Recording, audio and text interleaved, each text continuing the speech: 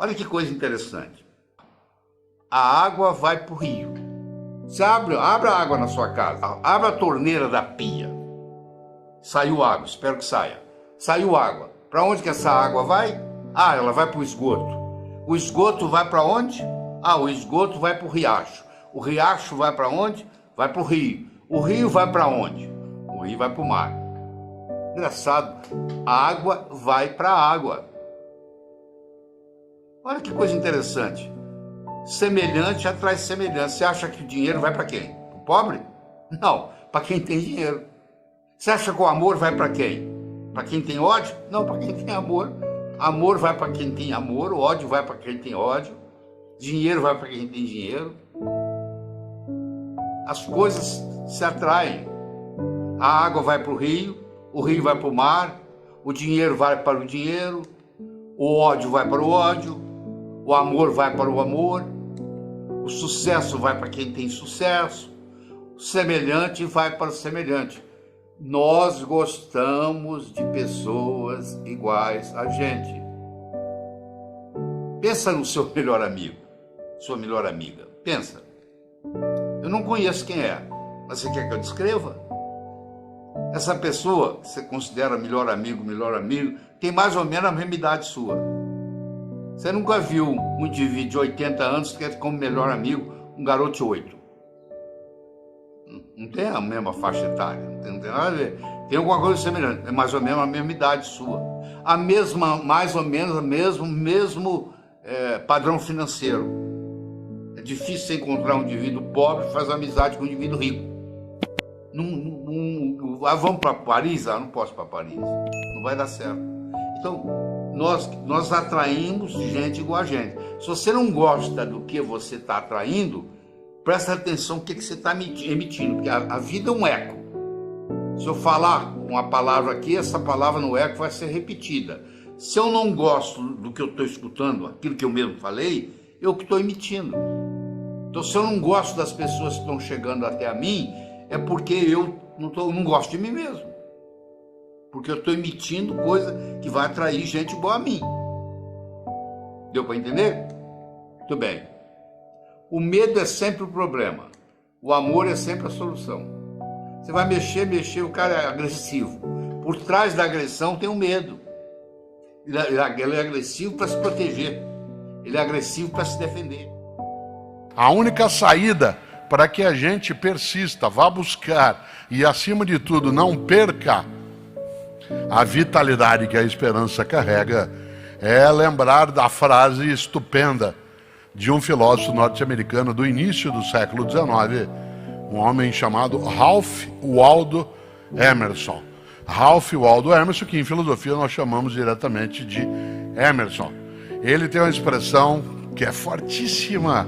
Ele dizia: torna-te necessário a alguém. Torna-te necessária a alguém. A única maneira de você e eu não sentirmos nossa vida perder tempo, esvair-se, ser inútil, banal ou autocentrada de modo exclusivo é tornar-se necessária, tornar-se necessário a alguém. Cada pessoa é responsável por todas as pessoas. Cada pessoa é responsável por todas as pessoas. Ele não está sugerindo que a gente se meta na vida alheia. Ele está sugerindo que a gente participe do cuidado com a nossa vida e a vida de outras pessoas. O nosso comportamento vai depender da nossa estrutura psicológica. Força de vontade não adianta nada. Você pega uma bola de futebol, coloca no fundo de uma piscina e segura lá por quanto tempo? A estrutura da bola foi feita para flutuar. Então na hora que você soltar, ela vai para a superfície. Do mesmo modo que a estrutura de uma pedra foi para ficar no fundo. Você não consegue segurá-la na superfície. Você vai cansar, ela vai afundar. Então o mais importante de tudo é você determinar a sua estrutura psicológica. É você mudar essa estrutura psicológica. Ou seja, você está preparando a sua estrutura psicológica. Preparando como? Fazendo aquelas escolhas que nós já discutimos. Eu escolho ser sadio. É muito diferente de você não ser doente, sabia disso? A maioria não é doente. Você vai no médico, você não tem diagnóstico de doença nenhuma. Não significa que você seja sadio. Ser sadio significa ter energia para implementar tudo que você tem na cabeça. Poucas pessoas são sadias. A maioria não é doente. É muito diferente ser sadio e não ser doente. Eu escolho ser a força criadora na minha vida. Eu escolho ser sincero para comigo mesmo. Significa que quando eu digo sim é sim, quando eu digo não é não. Todas as vezes que você diz sim e gostaria de dizer não, um pedacinho de você morre. Isso, quando você faz essa estrutura, você está se estruturando para longo prazo, para fazer um processo de longa duração. Aí sim se mantém. Porque se você fizer só com a força de vontade, é aquilo que ocorre no 31 de dezembro. Uma semana depois, não tem mais nada. Agora, se você mexe na sua estrutura psicológica e implementa isso, isso fica uma coisa constante. E um modo de você fazê-lo é você ter os seus sonhos, você ter as suas metas e você manter os seus olhos nas metas. Sabe qual a diferença entre etapa e obstáculo? Se você está no ponto A e quer ir para o ponto B, existe um espaço para percorrer entre o ponto A e o ponto B. Então, se você tirar os olhos da sua meta, o que você encontra entre o ponto A e o ponto B, você vai chamar de obstáculo. Se você mantiver os olhos na sua meta, o que você encontra entre ponto A e ponto B, você vai chamar de etapa. A diferença entre etapa e obstáculo é onde você está com os olhos. Então, manter os seus olhos a longo prazo é muito importante, porque se você só tem metas curtas, seu chefe briga com você amanhã de manhã e estragou seu dia. Agora, se você está interessado daqui 5 anos, daqui 10 anos, daqui 20 anos, o seu chefe brigar com você amanhã de manhã não vai fazer diferença nenhuma. Você está preocupado lá na frente. É muito importante você ter essa visão a longo prazo e manter o seu olho na meta, que com isso o que era obstáculo vira etapa. Mas ao mesmo tempo, você tem que saber dividir as suas metas. Porque se eu te der um salame para você comer, sem cortá-lo, você provavelmente não vai gostar, mesmo que você goste de salame.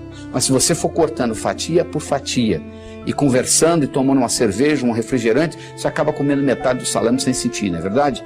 O mesmo ocorre. Tem gente que diz assim, poxa, eu vou escrever um livro, é demais. Escreva um capítulo. Ah, demais. Escreva um parágrafo, escreva uma frase. Aí uma frase, outra frase, vai fazer o parágrafo, vai fazer a página, vai fazer o capítulo, vai fazer o livro. Procure dividir as suas metas. Você quer ser milionário em 5 anos? Onde é que você vai estar daqui a 4? E daqui a 3? E daqui a 2? E daqui a 1? E daqui a 6 meses? E daqui a 30 dias? E daqui a uma semana? O que você vai fazer amanhã de manhã para ser milionário daqui a 5 anos? É só esperar o tempo passar, não. O bonito é que quando você divide isto, o que você tem que fazer amanhã de manhã, diferente do que você teria que fazer se não tivesse essa meta, não vai ser quase nada. Porque a meta vai sendo diluída. Então, um dos grandes segredos que existe em pessoas atingirem as metas é você ser capaz de quebrar a sua meta em pequenos espaços, em pequenas fatias. E você vai executando uma após outra e o cérebro vai sendo treinado com isto e sucesso atrai sucesso. Você sabe que semelhante atrai semelhante. Se você abrir a torneira da cozinha, da sua pia, na cozinha sai água, para onde que vai a água? Para o esgoto. E o esgoto vai para o rio. E o rio vai para o mar. A água vai para a água, não é verdade? Para onde que vai o ódio? Para quem tem ódio. E amor? Para quem tem amor. E dinheiro? Vai para o pobre? Não, para quem tem dinheiro. E sucesso? Vai para onde? Para quem tem sucesso. Então esses pequenos sucessos vão atraindo mais sucesso na sua vida. Semelhante atrai semelhante. Então, à medida que você vai fazendo isso, você vai preparando essa caminhada. Mas tudo começa com essa estrutura psicológica. Quem determina onde a vaca pisa não é a vaca, é a estrutura do terreno. A única coisa que a vaca faz é procurar o caminho mais fácil. Nós também vivemos a nossa vida procurando o caminho mais fácil. O caminho mais fácil depende da nossa estrutura psicológica. E a nossa estrutura psicológica é codificada linguisticamente. Lembra que eu já falei que nós somos animais linguísticos. Então, o melhor jeito de você se preparar para mudanças é você recodificar essa sua estrutura psicológica e fazer natural aquilo. Se você tem uma estrutura psicológica de levantar às 5 da manhã, se eu pedir para você ficar na cama até o meio-dia, é um martírio. Não é verdade?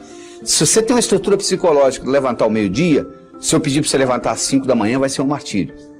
Para os dois. Porque o que determina um caminho mais fácil é a estrutura. Se a minha estrutura psicológica é de levantar às 6 da manhã, se eu ficar até às 8 na cama, eu vou ficar chateado. Agora, se eu tenho a estrutura psicológica de levantar às 6, não vai ser problema nenhum. Não será sacrifício, porque eu estou procurando o meu caminho mais fácil. Então, o que eu quero que você determine para você é o seguinte: qual é o seu caminho mais fácil? Quero que você determine para você quais são as suas metas a longo prazo, em termos de saúde, em termos de finanças, em termos de amizade, em termos de família. Daqui 5, daqui 10, daqui 15, daqui 20 anos. Porque você tem que saber quais são essas metas, para você manter o olho lá, para os seus obstáculos deixarem de serem obstáculos e se tornarem etapas. E lembre-se de dividir para somar. Ou seja, você quebra as suas metas em pequenos pedacinhos e com isso fica mais fácil a digestão. Com isso fica mais fácil você atingir uma por uma dessas metas. Como escreveu um dia Eduardo Galeano, num dos seus livros mais importantes, que é Veias Abertas da América Latina. Minha utopia, disse Galeano, ou meu sonho, ele é como meu horizonte. Eu me aproximo, ele se afasta, eu aproximo, ele se afasta. Disse Galeano, a intenção, eu entendi, do meu sonho, tal como a do horizonte, não é que eu o alcance, mas que eu não pare de caminhar em direção a ele. Capricho e excelência, capricho e excelência. Você e eu afastamos a mediocridade quando nós somos capazes de procurar a excelência.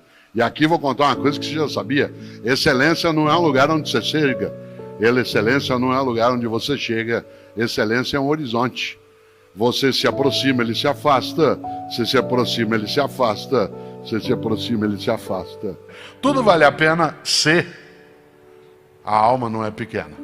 E uma alma se é pequena quando ela imagina que ela precisa ficar restrita, guardada dentro de si. Tem uma pessoa com quem eu tenho até um livro junto, e nós fizemos muitas palestras na vida, conhecido por várias pessoas aqui, que foi Gilberto de Menstein. E ele usava uma frase, uma ideia que eu queria trazer aqui de volta. Ele dizia que na vida, quando você vem andando com uma vela acesa nas mãos, e você encontra uma outra pessoa que está com uma vela apagada nas mãos, e você cede a chama da tua vela, as duas pessoas são beneficiadas. Olha que exemplo bom. Quando você vem andando, você está com uma vela acesa e a outra pessoa com uma vela apagada, você empresta, entre aspas, a chama da tua vela e você nada perde. Quando você cede a chama da vela que está contigo, ambos ficam mais iluminados.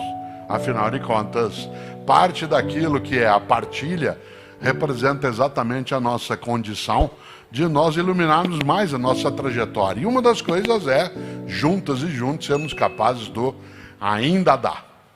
Qual é o seu valor? Qual é o seu valor principal? Qual o seu valor auxiliar? O que faz você se emocionar?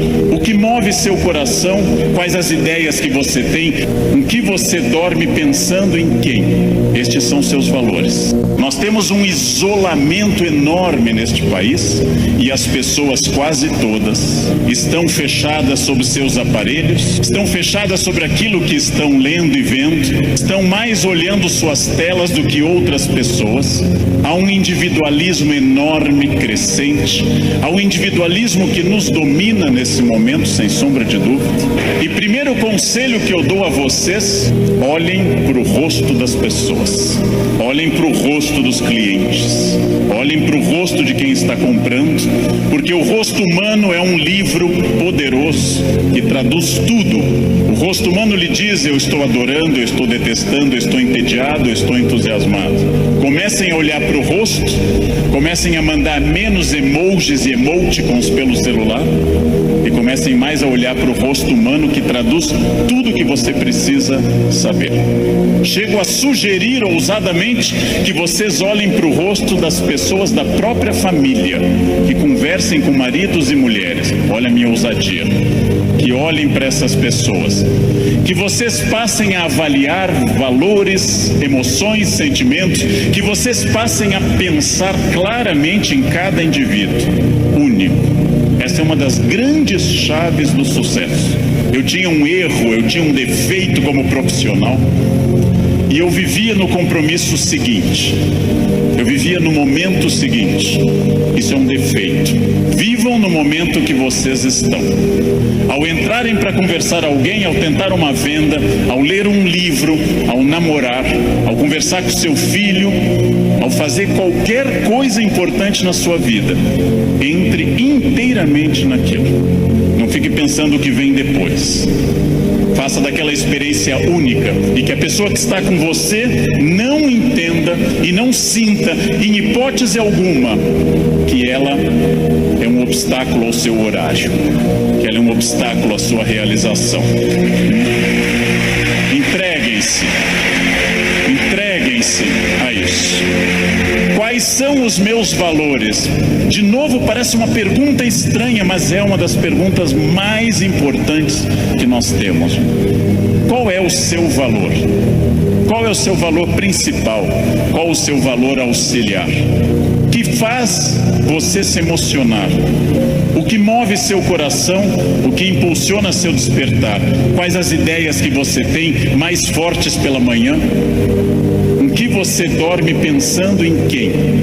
Estes são seus valores. Decidiu que seus valores são família, dinheiro, um equilíbrio entre os dois?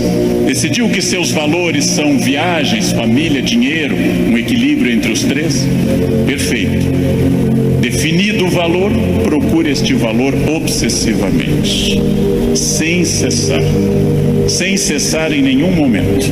Há mais de 40 anos, quando eu estava estudando línguas inclusive, eu ouvi várias pessoas dizendo sempre que era muito esforço. Quando eu fiz a faculdade, evitei excesso de festas, evitei coisas, foquei no que eu queria. Eu estou aqui para estudar.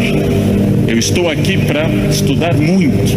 Depois continuei estudando e fiz mestrado e doutorado, fui morar fora, aprendi línguas e sempre mirando no meu valor. Meu valor é ser um profissional de excelência.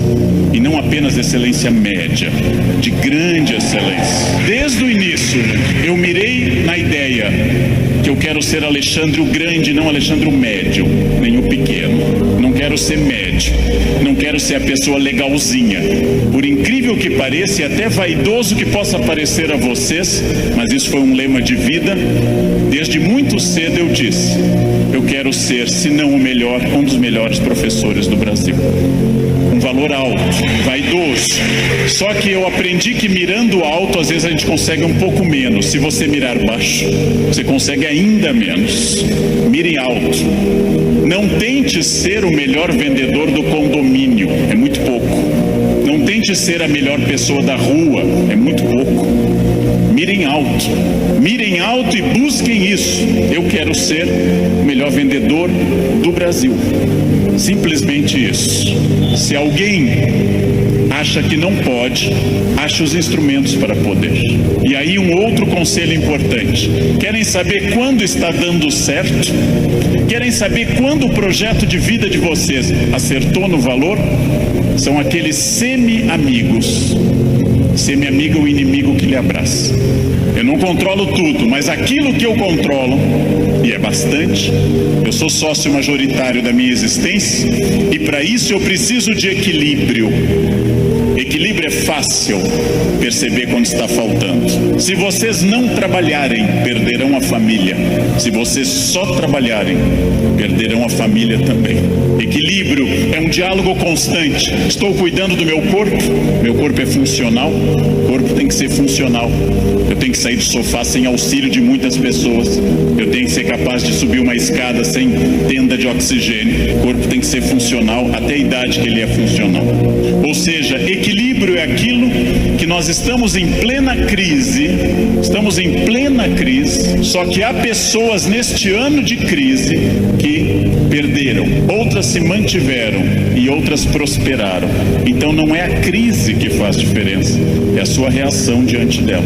A crise veio para todos os 206 milhões de brasileiros. Há pessoas que afundaram, há pessoas que mantiveram o que tinham e há pessoas que hoje estão estão melhores do que estavam há algum tempo. É claro que hoje, no momento da crise, eu vou dar uma pista histórica importante. O que é crise? É quando eu tenho muitas perspectivas diante de mim. Só que a crise é aquilo que separa o amador do profissional. Todo mundo sabe dirigir numa boa estrada em dia de sol. Pouquíssimas pessoas sabem dirigir numa estrada com chuva à noite esburacada. A crise separa quem é bom de quem é ruim, o amador do profissional de quem veio o mundo a trabalho ou a passeio. Todo mundo sabe, em situação sem estresse, ser calmo. Poucas pessoas são calmas em situação de estresse. Todo professor é ótimo se a turma for ótima. Poucos professores são bons quando a turma é resistente. Todo mundo pode vender para o cliente fácil. Pouca gente pode vender para o cliente difícil. É o cliente difícil que separa o amador do profissional. O outro não precisa. Importante, crises passam sempre, sem exceção. Toda crise passa. E aqui já vem a pergunta: onde você quer estar quando essa crise passar? Com quem? Onde você quer estar quando essa crise passar? Quem lembra dessa personagem é uma pessoa experiente. Essa hiena, um desenho animado da década de 60 e 70, a hiena Hard ficava dizendo: ó vida, ó céus, ó azar. Ela era pessimista, porém tudo que a hiena dizia que podia dar errado, dava. Ela era pessimista, mas ela acertava. Por isso que eu quero dizer a vocês que o pessimismo pode ter alguns valores. Ele nos dá uma amostra dos riscos. É importante ter um pessimista na equipe, mas no máximo um, apenas um, que é o que uma equipe tolera. Quando alguém chega e diz: nós vamos dobrar o capital, dobrar o número de clientes, nós estaremos mais 30 países até o ano que vem, o pessimista diz: calma, não é tão fácil. Pessimistas são bons para levantar os riscos. Pessimistas são péssimos para resolver os problemas. Para eu resolver um problema, para eu resolver qualquer coisa, eu preciso de um otimismo obsessivo. Ouçam os pessimistas. Para pessimista não vale a mãe é sempre otimista com vocês. Ouçam um cunhado é bom para isso. Ouçam o cunhado. Ouçam os pessimistas. Vejam o que eles têm a dizer, agradeçam. Enquanto eles falam, tenham aquela reação bovina. Ouçam. Depois agradeçam e comecem a trabalhar com otimismo total. É só assim que se cresce.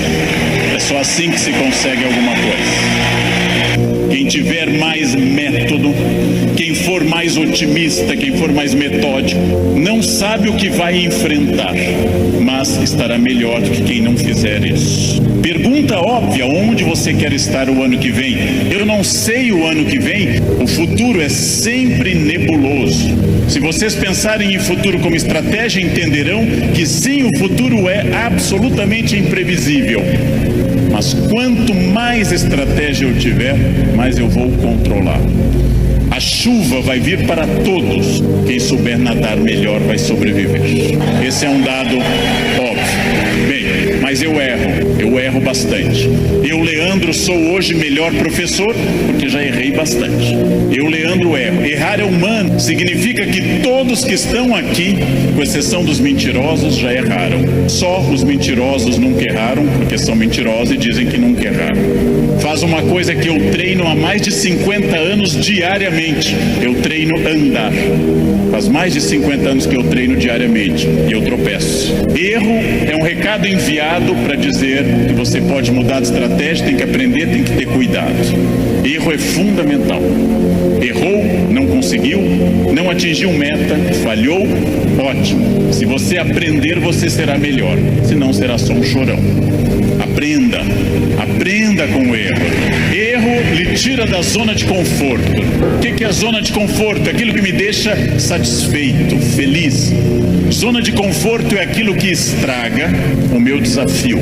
Ostra feliz, diz Rubem Alves, ostra feliz não desenvolve pérola. A pérola é a resposta da ostra a isso. Por que a ostra faz uma pérola? Porque um grão de areia incomoda e ela reveste com madrepérola. Zona de conforto é aquilo que lhe deixa repetindo.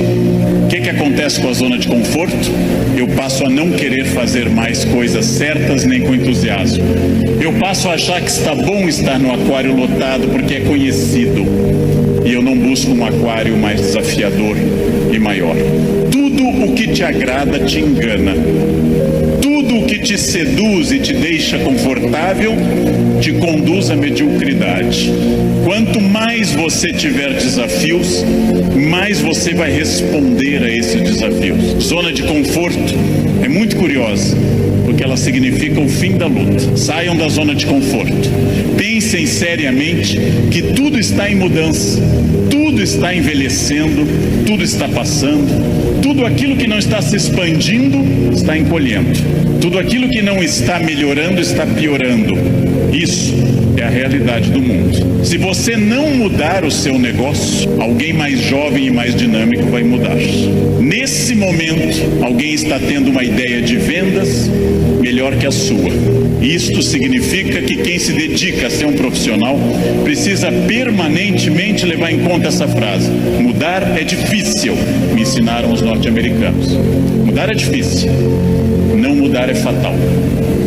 Mudar é difícil, não mudar é fatal.